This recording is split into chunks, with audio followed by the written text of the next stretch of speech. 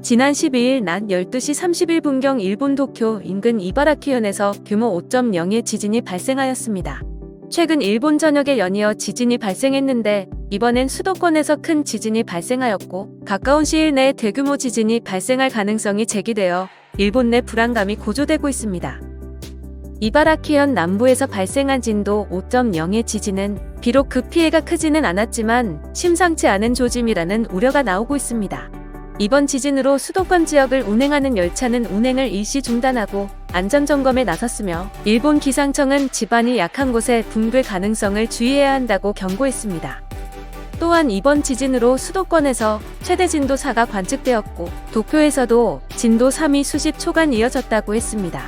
진도 3의 경우 대다수 사람들이 진동을 감지할 수 있습니다. 후지산에서는 지난 3일 지진이 발생해 며칠간 지속됐으며 도카라 열도에서는 지난 7일 저녁에서 200건 이상의 지진이 보고되었습니다. 일본 아사히 신문은 자주 발생하는 지진은 가까운 장래에 대형 지진이 발생할 수 있음을 나타낸다면서 재앙이 임박했다고 전했습니다. 일본 네티즌은 이달에 큰 건이 터진다는 소식을 들어 조심스럽다. 최근 지진이 너무 자주 일어난다 등의 글을 올리며 불안감을 호소하고 있습니다. 하지만 일본 당국은 최근에 여러 차례 지진이 지난 2011년과 같은 대재난을 암시하지는 않는다고 설명하고 있습니다. 최근 규슈의 가고시마현 도카라 열도 일대에서는 지진이 자주 발생하고 있습니다.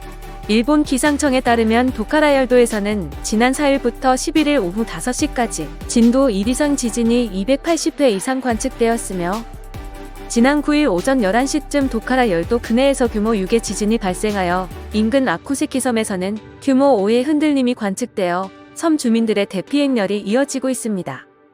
주민들은 당분간 섬을 떠나 11일부터 일주일간 가고시마시와 아마미시 등 지자체가 마련한 숙소 등에서 머무는 것으로 전해졌습니다.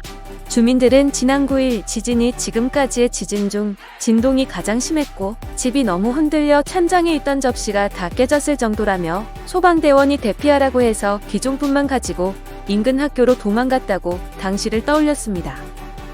그럼 이에 대한 일본 반응 보겠습니다.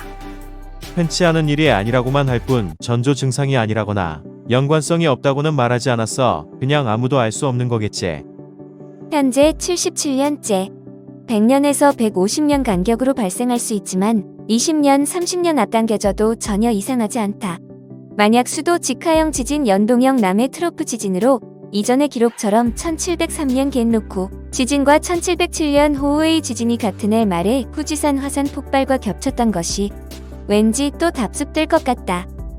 동일본 대지진이 일어나기 전에도 2달에 걸쳐 진도 5 이상의 지진이 빈발했다. 게다가 2000년 정도부터 99% 대지진이 온다고 했었다.